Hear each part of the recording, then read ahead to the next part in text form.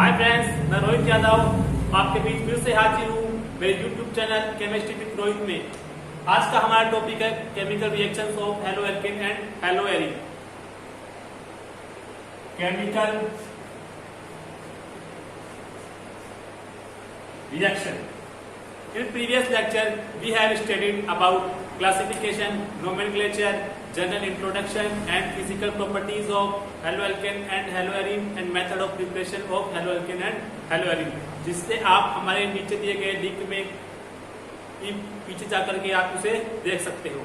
तो आज हमारा केमिकल रिएक्शंस को रीड करने से पहले हम देखेंगे reactivity order of alkyl halides. सबसे पहले हम देखेंगे reactivity order of alkyl halide. Alkyl halides के अंदर जब हम बात करता हूं एल्किल ग्रुप्स, हैलाइड ग्रुप्स की, हैलाइड ग्रुप्स हम जानते हैं iodine, bromide, chloride and fluoride. ये चार है हमारे पास हैलाइड ग्रुप। इन हैलाइड ग्रुप में सबसे पहले बात करते हैं, जब हैलाइड ग्रुप एल्किल ग्रुप से जुड़े हुए होते हैं तो इनकी बॉन्ड लेंथ के बारे में सबसे पहले हम नोटिस करेंगे बॉन्ड लेंथ। बॉन्ड लेंथ को हमने प्रीवियस लेक्चर्स में रीड किया था कि बॉन्ड लेंथ किसकी ज्यादा होती है। जब हैलाइड एटम का साइज जो बड़ा होता है और जो एल्किल ग्रुप से जुड़ा हुआ होता है हैलाइड एटम और जिसका साइज बड़ा होता है उसकी बॉन्ड लेंथ भी क्या होती है, जनरली ज्यादा होती है। हम बॉन्ड लेंथ की बात करें तो सबसे ज्यादा साइज बड़ा किसका है, आयोडीन का। इसकी बॉन्ड लेंथ भी क्या होगी, सबसे ज्यादा। अब बात करते हैं बॉन्ड एंथैल्पी। बॉन्ड एंथैल्पी को जनरली हम देखते हैं बॉन्ड डिसोसिएशन एनर्जी के बारे में, यानी बॉन्ड को तोड़ने के लिए हमें जो एनर्जी देनी पड़ती है वो जनरली हम डिफाइन करते हैं बॉन्ड एंथैल्पी के रेस्पेक्ट में। तो हम देखते हैं जनरली कि जो आरएफ है इसकी बॉन्ड लेंथ क्या है, सबसे कम यानी मिनिमम बॉन्ड लेंथ। इसकी छोटी बॉन्ड लेंथ होने के कारण जो इसको एनर्जी देनी पड़ेगी वो बहुत ज्यादा देनी पड़ेगी इसके बॉन्ड को तोड़ने के लिए। तो हम जब इस ऑर्डर की बात करते हैं बॉन्ड एंथैल्पी के ऑर्डर की, तो जनरली ऑर्डर जो हमें फॉलो होता है वो जनरली कौन सा होता है, आर एफ की जो बॉन्ड एंथैल्पी होती है सबसे ज्यादा होती है, फिर आर एफ सी एल की सबसे कम, फिर आर एफ बी आर की इससे भी कम, और फिर आर आई की सबसे कम। यानी मिनिमम एंथैल्पी की बात करें हम, मिनिमम एंथैल्पी किसकी है, आर आई की, और मैक्सिमम एंथैल्पी है आर एफ की। ऐसा क्यों, क्योंकि हम इसे बॉन्ड लेंथ के रेस्पेक्ट में देख रहे हैं, क्योंकि आर एफ की बॉन्ड लेंथ है वो सबसे छोटी है, इसलिए इसको तोड़ने के लिए, इस बॉन्ड को तोड़ने के लिए सबसे अधिक एनर्जी की आवश्यकता है। इसलिए आर एफ की जो एंथैल्पी की बात करते हैं वो क्या होती है, सबसे ज्यादा। More enthalpy in respect to R C L, R B R and R F. ये है हमारा बॉन्ड एंथैल्पी ऑर्डर। अब बॉन्ड एंथैल्पी और बॉन्ड लेंथ के अकॉर्डिंग हम इसका रिएक्टिविटी ऑर्डर देखेंगे। हमें पता है इसका साइज ज्यादा होता है और इसकी बॉन्ड लेंथ ज्यादा है, तो इसको तोड़ने के लिए हमें सबसे कम एनर्जी देनी पड़ेगी। सबसे कम एनर्जी देनी पड़ेगी तो हमारे पास बॉन्ड टूटेगा, वो किस फॉर्म में टूटेगा, आर प्लस आई माइनस की फॉर्म में। सबसे कम एनर्जी देनी पड़ी और बॉन्ड लेंथ ज्यादा, तो इसका मतलब है जो हमारे पास कैटायन बना, ये क्या हो गया, कार्बो कैटायन। जो कार्बो कैटायन बना वो क्या हो गया, स्टेबल। कार्बो कैटायन बना वो स्टेबल होने के कारण ये क्या होता है, हाईएस्ट रिएक्टिविटी।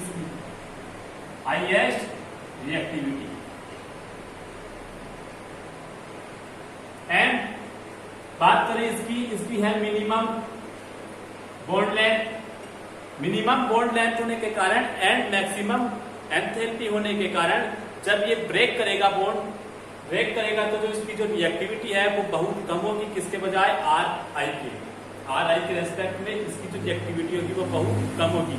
तो हम रिएक्टिविटी ऑर्डर देखें RI, RBr, RCl और RF के बीच में सबसे मोर रिएक्टिव कौन सा है? RI, उसके बाद RBr, उसके बाद RCl और सबसे कम RF। तो जनरली जो एल्किल हैलाइड्स हैं वो ये वाला ऑर्डर फॉलो करते हैं रिएक्टिविटी ऑर्डर का। अब हम बात करेंगे केमिकल रिएक्शंस की। केमिकल रिएक्शंस हम देखेंगे 3 टाइप्स की। First, nucleophilic substitution reaction, nucleophilic substitution reaction. Second हम देखेंगे एलिमिनेशन रिएक्शन और थर्ड देखेंगे रिएक्शन विथ मेटल्स। फर्स्ट है हमारा nucleophilic substitution reaction. Nucleophilic substitution reaction को हम जनरली SN से भी डिनोट करते हैं। अब हमारे फर्स्ट रिएक्शन है SN reaction, nucleophilic substitution reaction. जैसा कि हमें नाम से मालूम है कि न्यूक्लियोफाइल सब्स्टिट्यूट कर देता है हैलाइड एटम को। मतलब क्या हुआ? न्यूक्लियोफाइल जो है वो किसको रिप्लेस करेगा? हैलाइड एटम को। ओके, यानी हैलाइड एटम की जगह क्या आ जाएगा? न्यूक्लियोफाइल। इसलिए इसको क्या बोला? Nucleophilic substitution reaction. अब बात करते हैं ये रिएक्शन होती कैसे है। सबसे पहले हम एग्जांपल लेते हैं। एज ए एग्जांपल हम इसको समझेंगे। सबसे पहले हमने एग्जांपल लिया CH3X।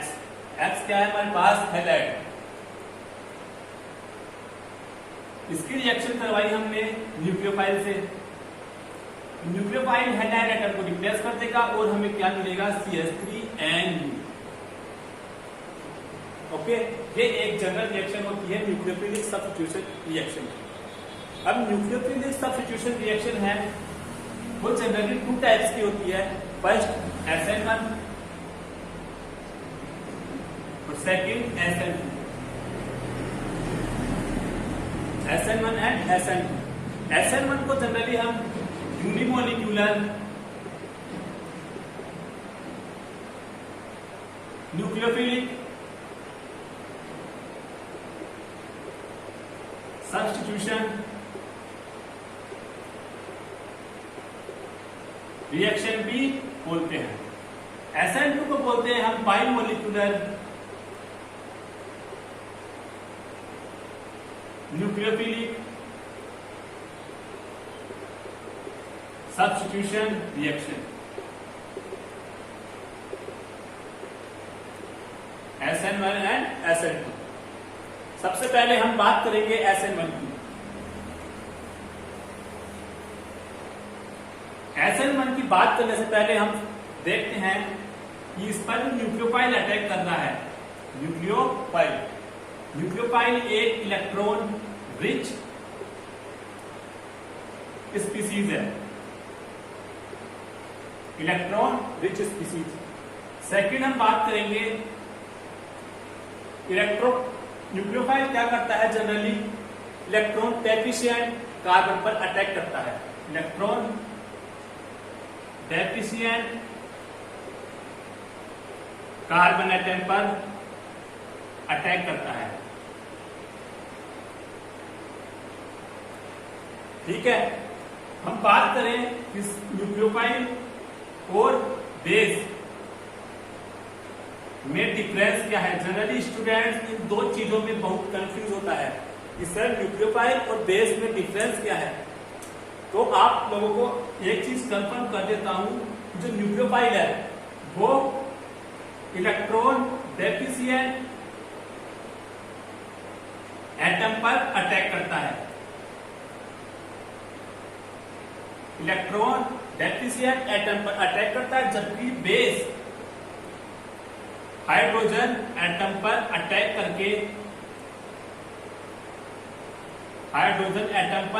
करके उसे बाहर निकाल लेता है।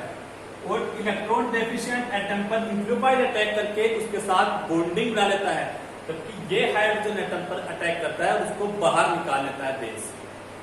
इसमें इलेक्ट्रॉन डेफिशिएंट एटम में हाइड्रोजन एक्सेप्ट हाइड्रोजन, यानी हाइड्रोजन के अलावा जितने भी इलेक्ट्रॉन डेफिशिएंट एटम है उस सब पे न्यूक्लियोफाइल अटैक करेगा, और जबकि हाइड्रोजन एटम पर कौन अटैक करेगा? बेस। आई होप ये चीज आपको क्लियर हो गई होगी कि न्यूक्लियोफाइल्स क्या होते हैं और बेस क्या होते हैं। न्यूक्लियोफाइल्स जो है इलेक्ट्रॉन डेफिशिएंट एटम पर अटैक करके उसके साथ बॉन्डिंग बना लेते हैं। अब हम जब रिएक्शन डील कर रहे हैं न्यूक्लियोफिलिक सब्स्टिट्यूशन रिएक्शन की, तो हमारे पास जनरली न्यूक्लियोफाइल आएगा। न्यूक्लियोफाइल किस पर अटैक करेगा? हाइड्रोजन के अलावा जो कोई भी दूसरे एटम्स है उन पर अटैक करेगा। लेकिन हम डील कर रहे हैं ऑर्गेनिक केमिस्ट्री। ऑर्गेनिक केमिस्ट्री में जनरली हम बात करेंगे कार्बन की, कार्बन कंपाउंड्स की, तो इसलिए हमारे पास इलेक्ट्रॉन डेफिशिएंट कौन सा होगा? Carbon atom. ओके, हम बात करेंगे कार्बन एटम की। इलेक्ट्रॉन डेफिशिएंट कार्बन एटम पर कौन अटैक करेगा? न्यूक्लियोफाइल। सेकंड बात की। अब हम बात करते हैं SN1 की। SN1 रिएक्शन का एक एग्जांपल लेके हम देखेंगे कि CH3 3 मेथिल ग्रुप अटैच है कार्बन से, और कार्बन से एक हैलाइड एटम अटैच है, वो क्या है? Br। इसका जनरल नेम है टर्शरी ब्यूटिल ब्रोमाइड। इसकी रिएक्शन हम करवाते हैं, SN1 रिएक्शन करवाते हैं।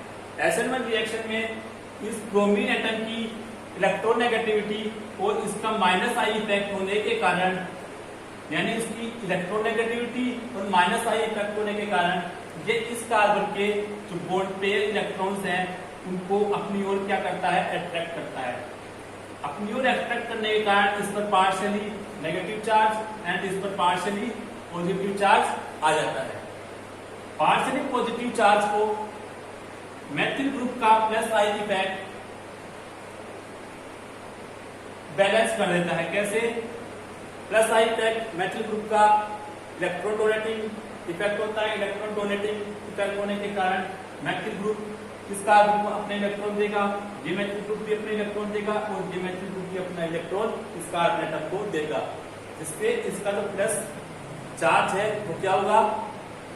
धीरे धीरे कम होना हो जाएगा स्टार्ट, और वो क्या हो जाएगा? स्टेबल हो जाएगा। तो हम देखेंगे ये ब्रोमीन एटम इसके इलेक्ट्रॉनों को लेकर क्या हो जाएगा? बाहर निकल जाएगा, और हमें क्या फॉर्म होगा? कार्बोकैटायन, यानी कार्बन पर प्लस चार्ज,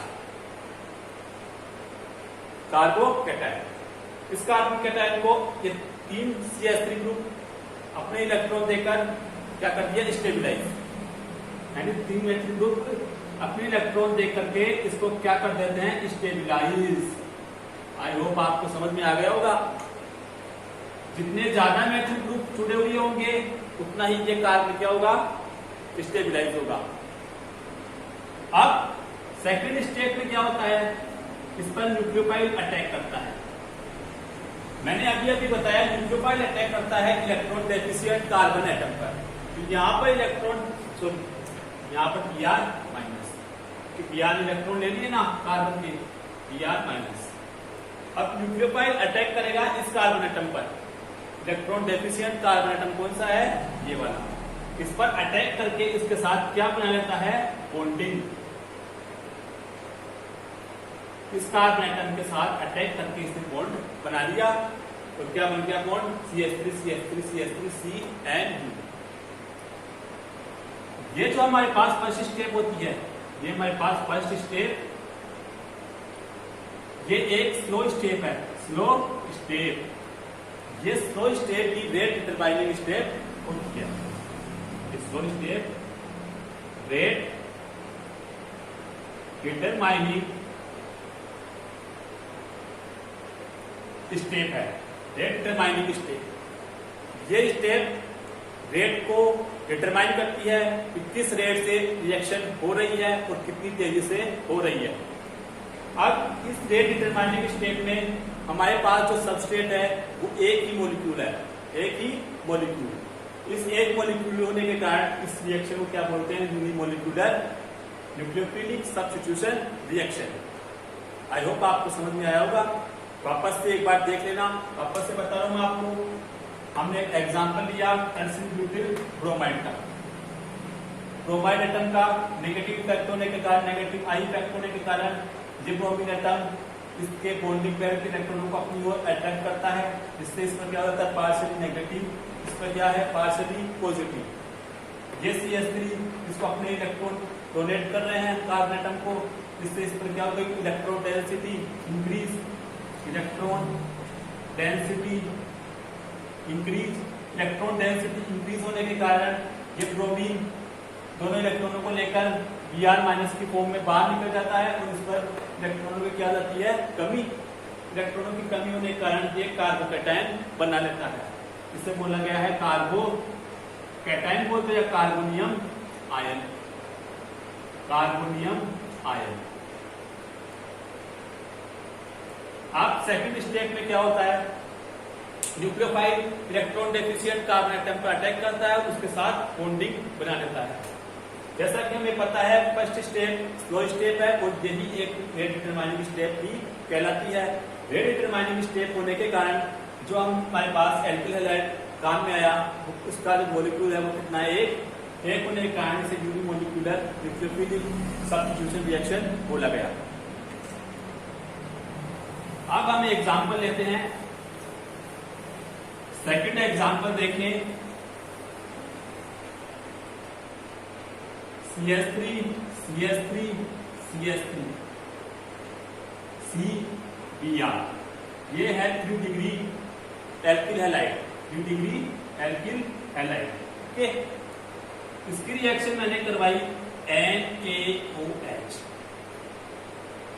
NaOH में जो हमें न्यूक्लियोफाइल मिलता है वो कौन सा मिलता है? OH minus ion. ये है न्यूक्लियोफाइल। अब मैं रिएक्शन करवा रहा हूं NaOH के साथ 3 डिग्री एल्किल हैलाइड की, तो मेरे को क्या प्रोडक्ट फाइंड आउट होगा? CH3 CH3 CH3 COH। क्यों? रिएक्शन मैकेनिज्म पर हम पीछे की तरफ जाए, बैक करके देखोगे आप, ब्रोमीन एटम बाहर निकलेगा Br- के रेस्पेक्ट में और हमें क्या मिलेगा? कार्बोकैटायन। कार्बोकैटायन OH- न्यूक्लियोफाइल के साथ सेकंड स्टेप में रिएक्शन करेगा और हमें क्या मिलेगा? CH3 CH3 CH3 COH। तो ये है हमारी SN1 रिएक्शन। अब SN1 रिएक्शन में हम जनरल फैक्ट देखेंगे, कौन कौन से इफेक्ट SN1 रिएक्शन को प्रभावित करते हैं। हम जनरल फैक्ट देखें। जनरल फैक्ट, जनरल फैक्ट में सबसे पहले है हमारा जो रेट ऑफ रिएक्शन है। हमने अभी बताया था कि रेट डिटरमाइनिंग स्टेप में एल्किल हैलाइड कंसंट्रेशन पर डिपेंड करती है। एल्किल हैलाइड अगर 1 है तो वो क्या हो गई? Unimolecular reaction. एल्किल हैलाइड है तो रेट ऑफ रिएक्शन है वो एल्किल हैलाइड की कंसंट्रेशन पर क्या करती है? डिपेंड। मतलब अगर मैं एल्किल हैलाइड की कंसंट्रेशन को बढ़ा देता हूं, एल्किल हैलाइड की सांद्रता को अगर मैं बढ़ा देता हूं तो रेट ऑफ रिएक्शन भी बढ़ जाएगी। अब वो कितने टाइम से बढ़ जाएगी वो डिपेंड करता है कि आप एल्किल हैलाइड की कंसंट्रेशन को कितना टाइम बढ़ा रहे हो। अगर आप 2 टाइम्स बढ़ा रहे हो एल्किल हैलाइड की कंसंट्रेशन को, तो रेट ऑफ रिएक्शन भी क्या हो जाएगी? 2 टाइम्स बढ़ जाएगी। मतलब इसको 2 गुना कर रहे हो आप एल्किल हैलाइड की कंसंट्रेशन को, तो रेट ऑफ रिएक्शन भी 2 गुना हो जाएगी। आई होप आपको समझ में आ गया होगा कि rate of reaction alkyl halide से इस प्रकार प्रभावित होती है। सेकंड हम देखेंगे सोलवेंट का इफेक्ट।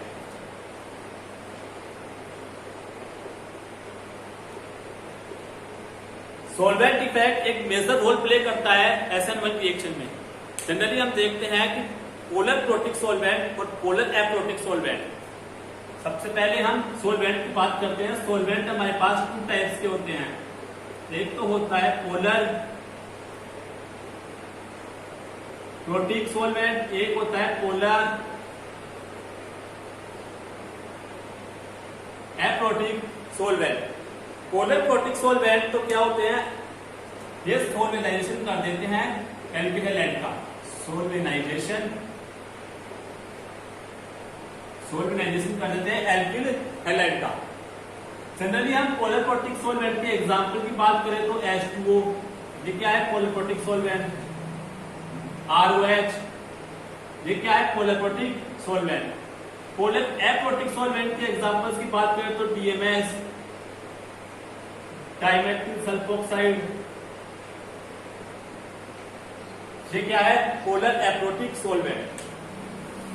अब हम बात करते हैं पोलर प्रोटिक सॉल्वेंट और पोलर एप्रोटिक सॉल्वेंट कैसे SN1 रिएक्शन को इफेक्ट करता है। हम पहले एग्जांपल लेंगे फिर बात करते हैं पोलर प्रोटिक सॉल्वेंट।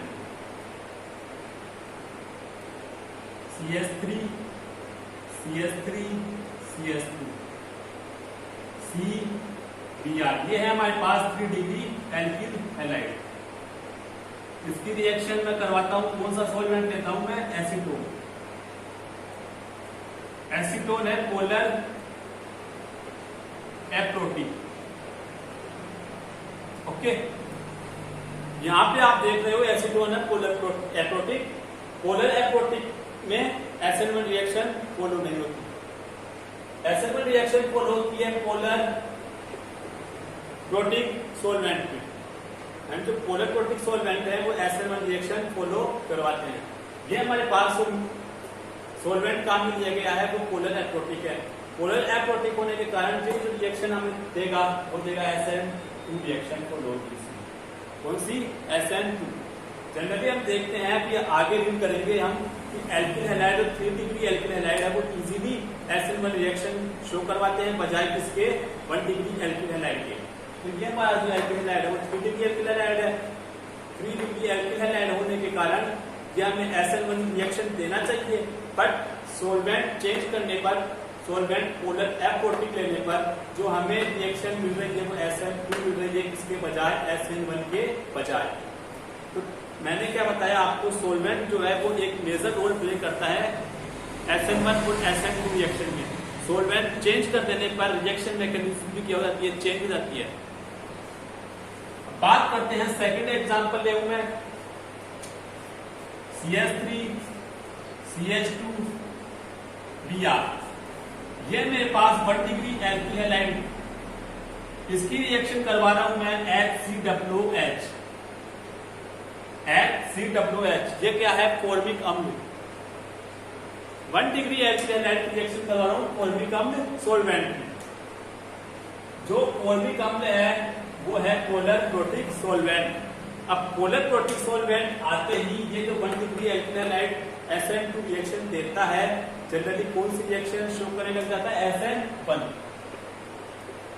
SN1। तो आपने देखा कि कैसे सॉल्वेंट चेंज करने पर SN2 रिएक्शन और SN1 रिएक्शन आपस में चेंज हो जाती है। पोलर एप्रोटिक में SN2 रिएक्शन फॉलो होती है और पोलर प्रोटिक में SN1। तो इसका मतलब क्या हुआ, जो पोलर प्रोटिक सॉल्वेंट होंगे वो SN1 देंगे और पोलर एप्रोटिक सॉल्वेंट हैं वो कौन सी देंगे, SN2। आई होप आपको इस सॉल्वेंट का जो मिसअंडरस्टैंडिंग थी पहले वो आपको दूर हो चुकी होगी। जब आपको इस तरह के सॉल्वेंट दे दे रिएक्शन मिक्सचर में और आपको सबस्ट्रेट के साथ रिएक्शन के आने के लिए बोल दिया जाए तो आप आसानी से पता लगा लोगे कि ये SN1 हो रही है, SN2 हो रही है। अब थर्ड हमारा जो जनरल फैक्ट है वो है एल्किल हैलाइड्स का ऑर्डर। तीसरा है order of alkyl halide. Order of alkyl halide की बात करें हम तो 3 डिग्री एल्किल हैलाइड आसानी से SN1 रिएक्शन देते हैं, फिर 2 डिग्री एल्किल हैलाइड और फिर 1 डिग्री एल्किल हैलाइड। मतलब 3 degree alkyl halide SN1 reaction easily देते हैं बजाय 2 डिग्री के, और 1 degree alkyl halide generally SN1 reaction बहुत ही कम शो करते हैं। अगर सॉल्वेंट मीडियम में बताया मैंने आपको कि सॉल्वेंट मीडियम चेंज कर दूं तब वो 1 डिग्री की SN1 आराम से दे सकता है। ओके, फोर्थ है, यह है एक 2 स्टेप प्रोसेस है Assignment reaction is a two-step process in which carbocation formation occur. Carbocation formation होता है, ओके।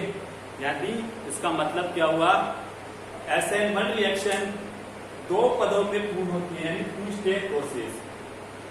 फर्स्ट स्टेप में कार्बोकेटायन फॉर्मेशन होता है और सेकंड स्टेप में न्यूक्लियोफाइल अटैक करता है इलेक्ट्रॉन डेफिशिएंट कार्बन एटम पर। तो आई होप ये आपको समझ में आ गया होगा। अब फिफ्थ फैक्ट है, फैक्ट नंबर 5। फैक्ट नंबर 5 में हम देखेंगे stability of carbonium ion. Stability of carbonium ion. Stability of carbonium ion की हम बात करें तो जनरली हम देखते हैं कि 3 डिग्री कार्बोनियम आयन कुछ ज्यादा स्टेबल है बजाय 2 डिग्री के, और 2 डिग्री ज्यादा स्टेबल है बजाय 1 डिग्री के। स्टेबिलिटी ऑफ कार्बोनियम आयन की बात करता हूं मैं तो 3 डिग्री कार्बोनियम आयन ज्यादा स्टेबल है बजाय 2 डिग्री, और 2 डिग्री ज्यादा स्टेबल है किसके, 1 डिग्री के। जनरल रेस्पेक्ट में मैं लिखूं एग्जांपल के तौर पर CH3 CH3 CH3, ये हमारा क्या है 3 डिग्री। 2 डिग्री की बात करूं तो CH3 CH3 CH प्लस ये क्या है 2 डिग्री। 1 डिग्री की बात करूं तो CH3 CH2 प्लस ये 1 डिग्री, और ये मैथिल कार्बोकेटायन। ये एक जनरल ऑर्डर है इसका स्टेबिलिटी ऑफ कार्बोकेटायन। अब देखो ये स्टेबल ज्यादा क्यों है, ये कम क्यों है, ये इससे भी कम क्यों है, ये सबसे कम क्यों है, इसका देखते हैं। मैंने अभी पीछे बताया कि CH3 का प्लस आई इफेक्ट होता है, मतलब ये इलेक्ट्रॉन डोनेटिंग ग्रुप है। इलेक्ट्रॉन डोनेटिंग ग्रुप होने के कारण ये अपने इलेक्ट्रॉन डोनेट करता है कार्बन को। कार्बन में इलेक्ट्रॉन डेंसिटी क्या है, जब तक CH3 नहीं लग रखा था उस टाइम इलेक्ट्रॉन डेंसिटी कम थी। CH3 लगते ही इलेक्ट्रॉन इसके पास आने स्टार्ट हो गए। CH3 से भी इलेक्ट्रॉन आना स्टार्ट और CH3 से भी आना स्टार्ट। तो तीनों मैथिल ग्रुप इसको अपने इलेक्ट्रॉन दे रहे हैं, इसलिए इसके ऊपर इलेक्ट्रॉन डेंसिटी क्या हो गई, बढ़ गई। यानी ये तो प्लस चार्ज है वो अब स्टेबल होना स्टार्ट हो गया। तो 3 मैथिल ग्रुप के रेस्पेक्ट में इस पर मैथिल ग्रुप कितने हैं, 2। इस पर कितने हैं, 1। इस पर मैथिल ग्रुप है ही नहीं, यानी ये खुद ही एक कार्बोकेटायन है, इसके ऊपर मैथिल ग्रुप नहीं है, पत्नी क्या है 3 हाइड्रोजन एटम्स हैं। तो इसका प्लस आई इफेक्ट ज्यादा बजाय इसके हाइड्रोजन के। हाइड्रोजन का प्लस आई इफेक्ट कम होता है, CH3 का ज्यादा होता है। जितने एल्किल ग्रुप जुड़े हुए होंगे उसका प्लस आई इफेक्ट और भी ज्यादा होता जाएगा, इससे इसकी स्टेबिलिटी बढ़ती जाएगी। फॉर एग्जाम्पल मैं बात करूं, यहाँ पर एल्किल ग्रुप जुड़े हुए हैं, एल्किल ग्रुप जुड़े हुए हैं, तो यहाँ पर है मैथिल ग्रुप।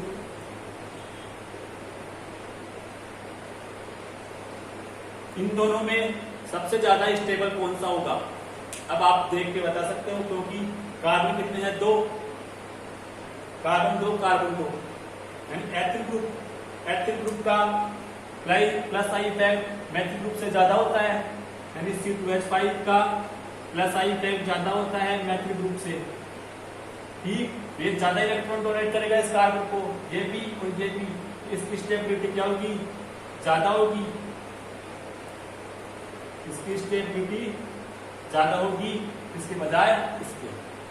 आगे समझ में, यानी इलेक्ट्रॉन डोनेटिंग एटम्स ज्यादा होने के कारण, ये इलेक्ट्रॉन डोनेटिंग एटम की डोनर क्षमता ज्यादा होने के कारण इसका प्लस वो स्टेबिलिटी कम है किसके बजाय इसके।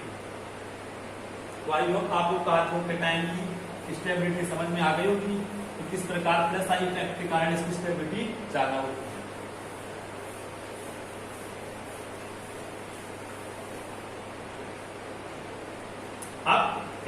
नंबर 6। फैक्टर नंबर 6 की बात करूं तो मैंने आपको बताया एल्किल हैलाइड का ऑर्डर। स्टार्टिंग में मैंने बताया था एल्किल हैलाइड का ऑर्डर CH3I, मैं मैथिली ग्रुप ले लेता हूं CH3I, CH3Br, CH3Cl, CH3F। अब आपको इसमें देख के बताना है कि कौन सा SN1 रिएक्शन इजीली देगा, कौन सा SN1 रिएक्शन इजीली देगा। तो मैं बात करूं CH3I, CH3Br, CH3Cl and CH3F। Size बड़ा किसका है? आयोडीन का, और सबसे छोटा है क्लोरीन का। इसका आयोडीन का साइज बड़ा होने के कारण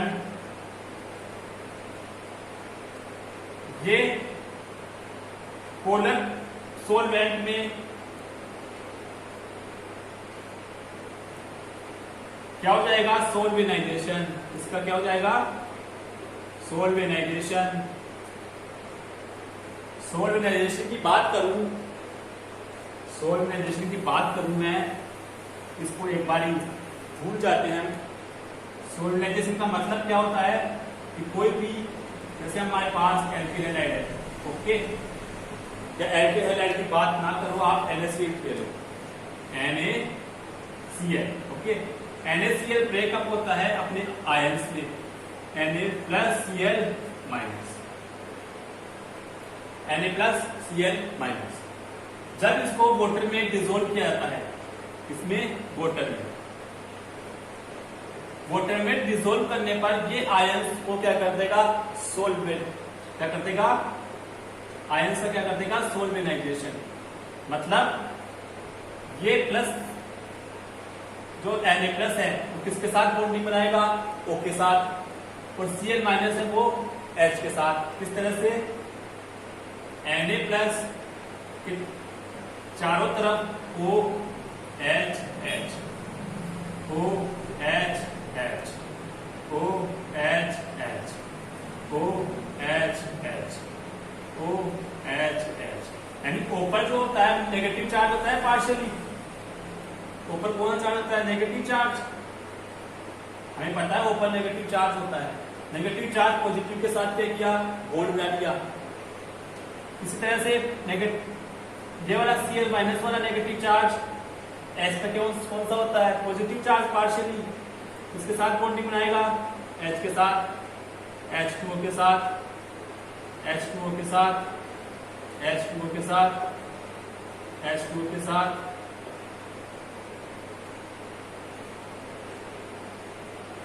H2O के साथ, H2O के साथ, H2O के साथ। इस तरह से ये बॉन्डिंग बना रहता है। हमने एक पाजान्स रूल रीड किया हुआ है, पाजान्स रूल। पाजान्स रूल के अंदर क्या होता है? पाजान्स एक अच्छा एग्जांपल देता है, पोलराइजेशन के बारे में बताता है। इसके बारे में पोलराइजेशन यानी किस कंपाउंड में कोवेलेंट कैरेक्टर है, किसमें कोवेलेंट कैरेक्टर होते हुए भी आयनिक कैरेक्टर है, किसमें आयनिक कैरेक्टर होते हुए भी कोवेलेंट कैरेक्टर है। एक कोड बताता है पाजान्स रूल। पाजान्स रूल ने क्या बताया कि जो कैटायन की तो क्या बताई इसने? Polarizing power, polarizing power. और एनायन की बताई इसने पोलराइजिबिलिटी, पोलराइजिबिलिटी। मतलब पोलराइजिंग पावर का मतलब क्या है, पोलराइजिबिलिटी का मतलब क्या है, और पोलराइजेशन का मतलब क्या है। ये Cl- का आकार जितना बड़ा होगा और इसका आकार जितना छोटा होगा, यानी प्लस माइनस के इलेक्ट्रॉनों क्या करता है? अपनी ओर आकर्षित करता है। इसका साइज जितना बड़ा होगा तो इसका साइज जितना छोटा होगा। साइज छोटा होने के कारण इसकी पोलराइजिंग पावर यानी माइनस को अट्रैक्ट करने की पावर उतनी ही ज्यादा होगी। इसकी साइज छोटी होगी, साइज छोटी तो पोलराइजिंग पावर ज्यादा,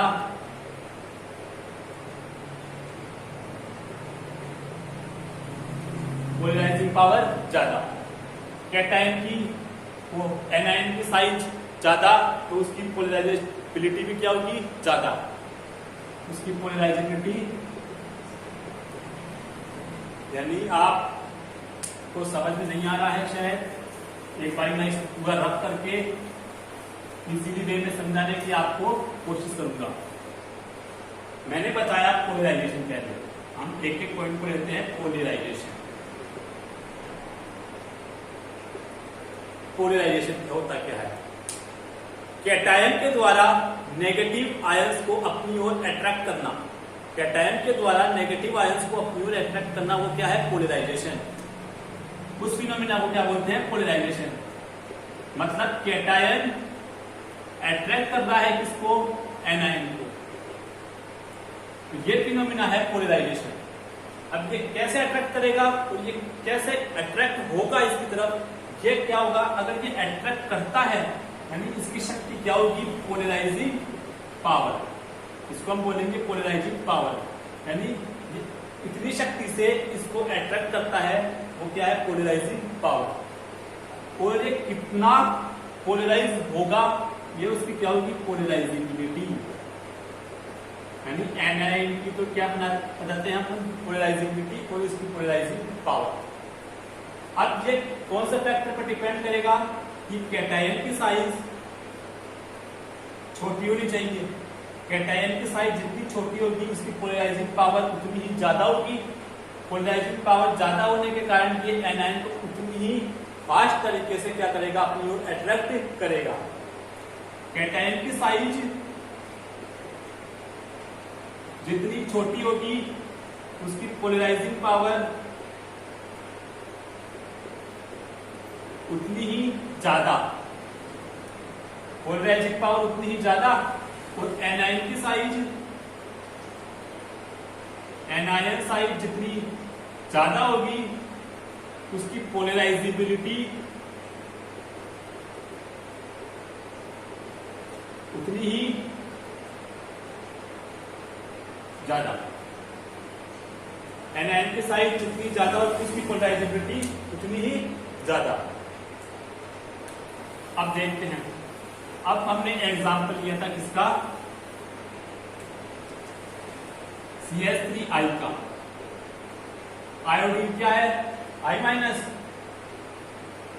CH3 प्लस, इसमें CH3Br, एक है हमारे पास CH3Cl और एक है हमारे पास CH3H। मैथिली ग्रुप सब में कॉमन है, यानी CH3 प्लस तो सब में कॉमन है, बस चेंज क्या हो रहा है? Halide atom, halide atom change हो रहा है, यानी आयोडीन की साइज चेंज हो रही है। इसकी साइज ज्यादा, इसकी साइज इससे कम, इसकी साइज Br से कम और इसकी साइज सबसे कम।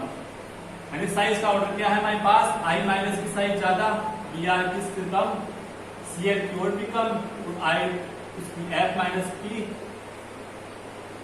सबसे कम। तो साइज का ऑर्डर तो हमें पता चल गया।